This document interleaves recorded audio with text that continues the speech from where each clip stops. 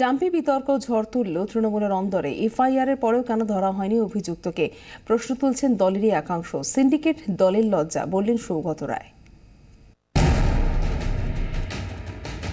Syndicate শাসনে উদ্যোগী হয়েছে তৃণমূল নেতৃত্ব, তৎপর প্রশাসন, কিন্তু এড়ানো যাচ্ছে না অপ্রিয় প্রসঙ্গ।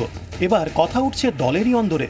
মধ্যমগ্রামে তৃণমূলের উত্তর 24 পরগনার কোর কমিটির বৈঠকে জোরালো বক্তব্য রাখলেন সাংসদ সৌগত রায়। তিনি বলেন, শুধুমাত্র একটি জেলা অর্থাৎ উত্তর 24 পরগনা থেকেই সিন্ডিকেটের এত অভিযোগ, এটা দলের লজ্জা। আমাদের আরও দায়িত্ব নিয়ে কাজ করতে হবে। ভবিষ্যতে যাতে এই অভিযোগ না ওঠে তা আমাদের দেখতে হবে। সিন্ডিকেটের সূত্র ধরেই এসেছে ডাম্পির প্রসঙ্গ। ডাম্পি নিয়ে প্রশ্ন তুলছে তৃণমূলেরই একাংশ। তবে এখনই অত তাড়াহুড়ো করতে রাজি নন নেতারা। তারা জানতে পেরেছেন দলের মধ্যে গোষ্ঠীকোন্দল ছাপ ফেলছে সিন্ডিকেট সমস্যাতেও। এক গোষ্ঠী অন্য গোষ্ঠীর নেতার বিরুদ্ধে অভিযোগ দায়ের করিয়ে থাকে।